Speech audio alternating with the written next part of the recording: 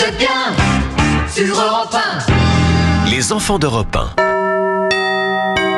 Et en ce 3e jeudi du mois de novembre, la tradition, Dimitri Pavlenko, on en parle avec les enfants d'Europe 1, c'est le Beaujolais nouveau. Et oui, comme tous les ans depuis 1985, les cuvées de Beaujolais sont disponibles en primeur ce jour-là. Le Beaujolais nouveau lors d'Autriche, on en parle sur Europe 1 depuis plus d'un demi-siècle. Oui, le premier reportage qu'on a retrouvé dans nos archives sur le Beaujolais nouveau remonte à 1962. Des clients le dégustent dans un bistrot à Paris. Une cloche comme pour un baptême, et voilà le dernier né des Beaujolais, prêt à affronter les palais les plus secs et aussi les plus connaisseurs de Paris.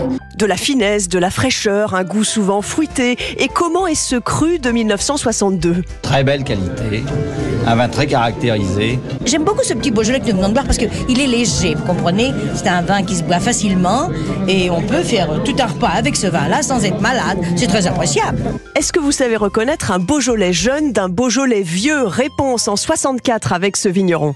Dans les vignes bielles, le Beaujolais sera très bien parce que les racines sont allées chercher très profond dans le sol et qui a donné tout de même un excellent vin. Vous l'avez goûté ? À mon goût, je les ai trouvés très bien. Il pique un peu. C'est des vins nouveaux, ils piquent toujours un peu, surtout dans les Beaujolais. Vous ne buvez pratiquement jamais d'eau. À midi, je bois encore ma bouteille de Bordeaux. Mais le soir, je suis obligé de modérer parce que tout de même, je bois de l'eau, coupée de vin.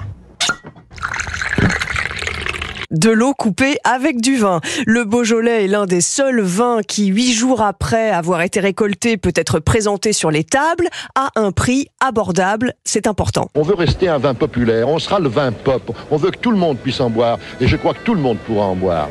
Mais au fil du temps, son prix augmente et ce n'est plus vraiment un vin populaire. Détail en 1991 sur Europe 1. Quant au prix qui l'an dernier s'était envolé, il devrait chuter. À la production, c'est sûr. Sur le comptoir, c'est moins sûr. Mais il est clair que ce vin a tout intérêt à être meilleur marché, à perdre la grosse tête, pour redevenir ce qu'il était à l'origine, un vin populaire, afin de séduire à nouveau les consommateurs. Lyon, Jean-Pierre Montanet, Europe 1. Et aujourd'hui, les plus grands fans de Beaujolais à l'étranger sont les Japonais. Arrivent ensuite les États-Unis et le Canada. Merci Lord d'Autriche.